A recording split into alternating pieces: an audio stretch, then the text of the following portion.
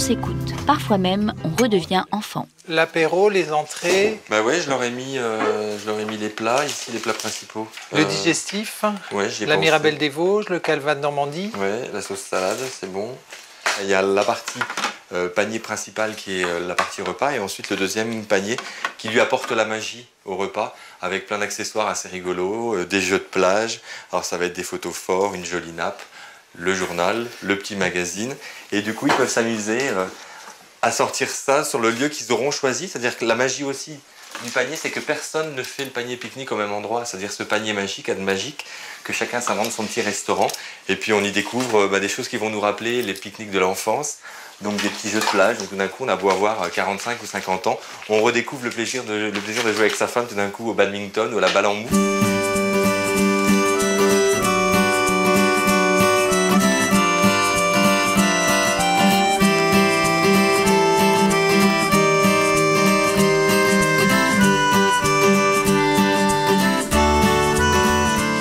Quels sont les sens qu'on peut éveiller encore en 2008, alors qu'on a l'impression de tous mener des vies de dingue.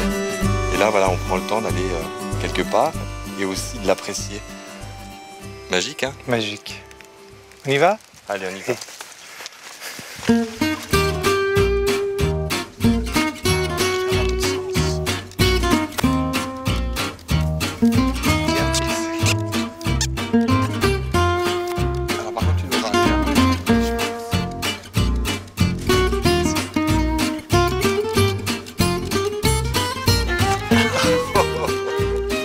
Jamais du temps où on était à Paris, on n'aurait jamais pu imaginer qu'un jour, à 5 minutes de chez nous, on serait sur une plage, aussi simplement que ça, juste parce qu'on en a envie et qu'on peut se le permettre. Alors peut-être on a ce grain de folie et du coup on le transmet et c'est un peu contagieux.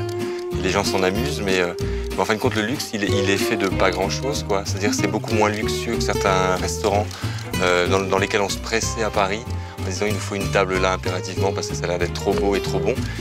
Et en fin de compte, ça vaut toutes les plus belles tables du monde, quoi. C'est-à-dire, on arrête le temps et on redécouvre des petits plaisirs, quoi. Que sûrement, du coup, maintenant, beaucoup de ces amis qui avaient peur à l'époque nous envient. C'est-à-dire que si là, on prenait le téléphone et qu'on appelait et qu'on leur dise on est samedi soir, on est sur la plage, et vous êtes où? À Paris, mais pour faire quoi? Et là, je pense qu'eux ne sauraient pas quoi répondre. C'est juste accessible. C'est accessible. Ouais, il faut juste en avoir envie.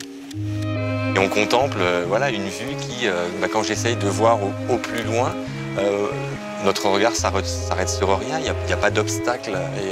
Et pour rien au monde, on lâcherait ça, quoi. C'est-à-dire, ça c'est la liberté, quoi. C'est pouvoir regarder loin devant, dans tous les sens du terme, en se disant que cette aventure, elle ne fait que commencer.